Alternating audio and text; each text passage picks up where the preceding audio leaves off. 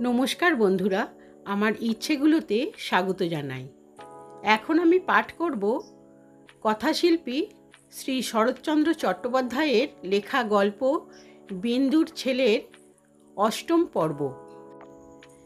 পিসিমা আসিয়া বলিলেন, হ্যাঁ বিন্দু, এবেলা কতখানি ময়দা মাখবে? একবার যদি দেখিয়ে দিতিস। বিন্দু মুখ ভার করিয়া বলিল, কতখানি মাখবে তার আমি কি জানি? তোমরা গিন্নি বান্নি, তোমরা জানো না? পিসিমা অবাক হইয়া বলিলেন, শোনো কথা, কত লোক তোদের এবেলা খাবে তার আমি কি জানি? বিন্দু রাগিয়া বলিল, তবে বলো গে ওকে। সে ছিল দিদি। অমূল্যধনের পৈতের সময় 3 দিন ধরে শহরের সমস্ত লোক খেলে। তা একবার বলেনি ছোট বউ, ওটা করগে সেটা করগে। তার একটা হাড়ের যা যোগ্যতা এ বাড়ির সমস্ত লোকের তা নেই বলিয়া আরেকটি ঘরে চলিয়া গেল। কদম আসিয়া জিজ্ঞাসা করিল, দিদি, জামাইবাবু বলছেন পুজোর কাপড় চোপড়গুলো। তাহার কথা শেষ হইবার পূর্বেই বিন্দু চেঁচাইয়া উঠিল, খেয়ে ফেল আমাকে, তোরা খেয়ে ফেল, যা দূর হ সামনে থেকে। কদম শশব্যস্ত হইয়া পলায়ন করিল। খানিক পরে মাধব আসিয়া কয়েকবার ডাকাডাকি করিয়া বলিল, ওগো, শুনতে পাচ্ছ? বিন্দু কাছে সরিয়া আসিয়া ঝংকার দিয়া বলিয়া উঠিল, পাচ্ছি না, আমি পারবো না, পারবো না, পারবো না। হলো? মাধব অবাক হইয়া চাহিয়া রহিল। বিন্দু বলিল, কি করবে? আমার গলায় ফাঁসি দেবে? না হয় তাই দাও, বলিয়া কাঁদিয়া দ্রুত পদে সরিয়া গেল। বেলা বাড়িয়া উঠিতে লাগিল। বিন্দু বিনা কাজে ছটফট করিয়া এঘর ওঘর করিয়া কেবলই লোকের দোষ ধরিয়া বেড়াইতে লাগিল। কে তাড়াতাড়ি পথের উপর কতকগুলো বাসন রাখিয়া গিয়াছিল, বিন্দু টান মারিয়া সেগুলো উঠোনের উপর ফেলিয়া দিয়া কি করিয়া কাজ করিতে হয় শিখাইয়া দিল।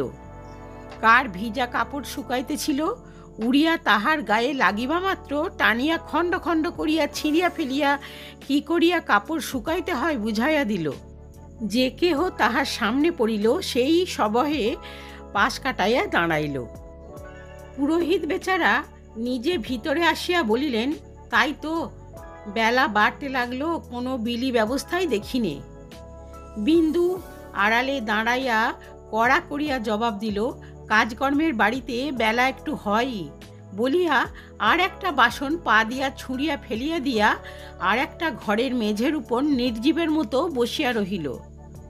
মিনিট 10 পরে হঠাৎ তাহার কানে একটা পরিচিত কণ্ঠের শব্দ যাইবা মাত্রই সে ধরফর করিয়া উঠিয়া দাঁড়াইয়া দরজা দিয়া মুখ বাড়াইয়া দেখিল, অন্নপূর্ণা আসিয়া প্রাঙ্গণে দাঁড়াইলেন। বিন্দু দুঃখে অভিমানে কাঁদিয়া ফেলিল। চোখ মুছিয়া সশব্দে সম্মুখে আসিয়া গলায় আঁচল দিয়া হাত জোর করিয়া বলিল, বেলা 10টা-11টা বাজে, আর কত শত্রুতা করবে দিদি? আমি বিষ খেলে তোমার মনোবাঞ্ছা পূর্ণ হয়তো, তাই না হয় বাড়ি গিয়ে এক বাটি পাঠিয়ে দাও, বলিয়া চাবির গোছাটা ঝনাত করিয়া তাহার পায়ের নিচে ফেলিয়া দিয়া নিজের ঘরে গিয়া দৌড় দিয়া মাটির উপর লুটাইয়া পড়িয়া কাঁদিতে লাগিল। অন্নপূর্ণা নিঃশব্দে চাবির গোছা তুলিয়া লইয়া দৌড় খুলিয়া ভাঁড়ারে গিয়া ঢুকিলেন। অপরাহ্নে লোকজনের যাতায়াত, খাওয়ানো দাওয়ানোর ভিড় কমিয়া গিয়াছিল। তবুও বিন্দু কিসের জন্য কেবলই অস্থির হইয়া ঘর বার করিতে লাগিল। ভৈরব আসিয়া বলিল, অমূল্যবাবু স্কুলে নেই। বিন্দু তাহার দিকে অগ্নিদৃষ্টি নিক্ষেপ করিয়া বলিল, হতভাগা, ছেলেরা রাত্রি পর্যন্ত স্কুলে থাকে? নূতন লোক তুমি, ও বাড়িতে গিয়ে একবার দেখতে পারোনি? ভৈরব বলিল, সে বাড়িতেও তিনি নেই। বিন্দু চেঁচাইয়া বলিল, কোথায় কোন ছোট লোকদের ছেলের সঙ্গে ডাঙ্গুলি খেলছে? আর কি তার প্রাণে ভয় ডর আছে? একবার একটা চোখ কানা হলেই বড়গিন্নির মনোবাঞ্ছা পূর্ণ হয়, তাহলে 10-12 হাত করে খায়। যা, যেখানে পাস খুঁজে আন। অন্নপূর্ণা ভাঁড়ারের দোরে বসিয়া আর 5 জন বর্ষীয়সীর সহিত কথাবার্তা কহিতেছিলেন। ছোট বউয়ের তীক্ষ্ণ কণ্ঠ শুনিতে পাইলেন। ঘণ্টাখানেক পরে ভৈরব আসিয়া জানাইল, অমূল্যবাবু ঘরে আছে, এলো না। বিন্দু বিশ্বাস করিতে পারিল না। এলো না কিরে? আমি ডাকছি বলেছিলিস? ভৈরব মাথা নাড়িয়া বলিল, হ্যাঁ, তবু এলো না। বিন্দু এক মুহূর্ত চুপ করিয়া থাকিয়া বলিল, তার দোষ কি? যেমন মা তেমনি ছেলে হবে তো। আমারও কটু দিব্যি রইল যে অমন মা বেটার মুখ দর্শন করব না। অনেক রাত্রে অন্নপূর্ণা বাটি ফিরিতে উদ্যত হইলে পৌঁছাইয়া দিবার জন্য মাধব নিজে আসিয়া উপস্থিত হইল।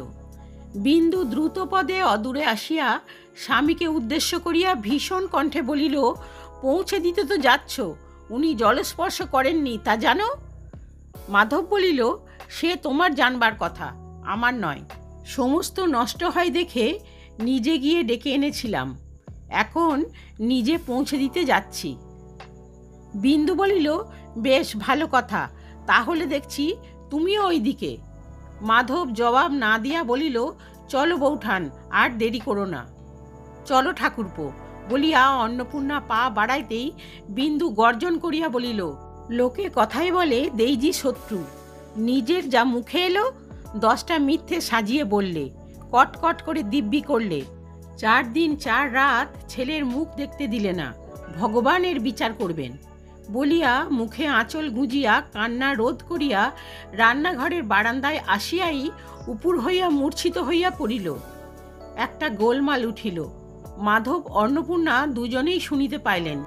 অন্নপূর্ণা ফিরিয়া দাঁড়াইয়া বলিলেন, কি হলো দেখি। মাধব কহিল, দেখতে হবে না, চলো। কলহের কথাটা এই কদিন গোপন ছিল, আর রহিল না। পরদিন বাড়ির মেয়েরা এক জায়গায় বসিলে এলোকেশী বলিয়া উঠিলেন, যায় যায় ঝগড়া হয়েছে। ছেলের কি হলো সে একবার আসতে পারলে না? ছোট বউ বড় মিথ্যে বলেনি, যেমন মা তেমনি ছেলে হবে তো। ঢের ঢের ছেলে দেখেছি বাবা, এমন নেমক হারাম কখনো দেখিনি। বিন্দু ক্লান্ত দৃষ্টিতে একটিবার তাহার দিকে চাহিয়া লজ্জায় ঘৃণায় চোখ নিচু করিল। এলোকেশী পুনরায় কহিলেন, তুমি ছেলে ভালোবাসো ছোট বউ, আমার নরেন্দ্রনাথকে নাও, ওকে তোমায় দিলুম, মেরে ফেলো কেটে ফেলো, কোনো দিন কথাটি বলবার ছেলেও নয়, তেমন সন্তান আমরা পেটে ধরিনে। বিন্দু নিঃশব্দে বসিয়া রহিল। বিন্দুর মা জবাব দিলেন, তাহার বয়স হইয়াছে, জমিদারের মেয়ে, জমিদারের গৃহিণী, তিনি পাকা লোক। হাসিয়া বলিলেন, ও কি একটা কথা গা, অমূল্য ওর হাড়ে মাসে জড়িয়ে আছে। না না, ওকে তোমরা অমন করে উতলা করে দিও না। বিন্দু, তোদের ঝগড়া দুদিনের মা, তাই বলে ছেলে কি তোর পর হয়ে যাবে? বিন্দু ছলছল চোখে মায়ের মুখের দিকে চাহিয়া চুপ করিয়া বসিয়া রহিল। সন্ধ্যার সময় সে কদমকে ডাকিয়া বলিল, আচ্ছা কদম, তুই তো ছিলি, তুই বল, আমার কি এত দোষ হয়েছিল যে উনি অত বড় দিব্যি করে ফেললেন? বিন্দু তাহাকে এ আলোচনা করিতে আহ্বান করিয়াছে। সহসা কদম তাহা বিশ্বাস করিতে পারিল না। সে অত্যন্ত সংকুচিত হইয়া মৌন হইয়া রহিল।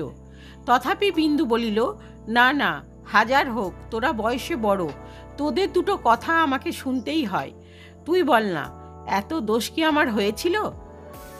কদম ঘাড় নাড়িয়া বলিল, না দিদি, দোষ আর কি। বিন্দু কহিল, তবে যা না একবার ও বাড়িতে, দু কথা বেশ করে শুনিয়ে দিয়ে আয় না, তোর আর ভয় কি? কদম সাহস পাইয়া বলিল, ভয় কিছুই নয় দিদি, কিন্তু কাজ কি আর ঝগড়া বিবাদ করে যা হবার তা হয়ে গেছে।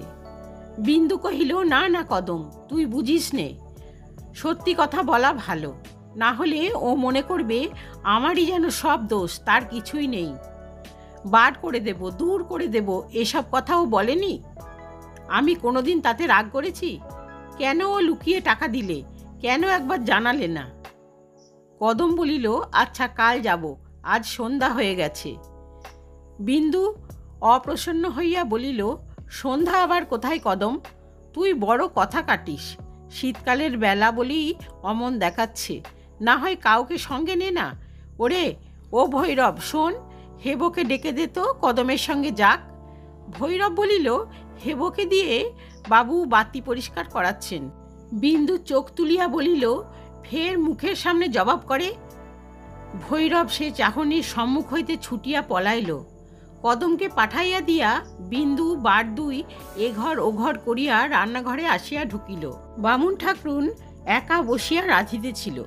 বিন্দু এক পাশে বসিয়া পড়িয়া বলিল, আচ্ছা মেয়ে, তোমাকেই সাক্ষী মানছি।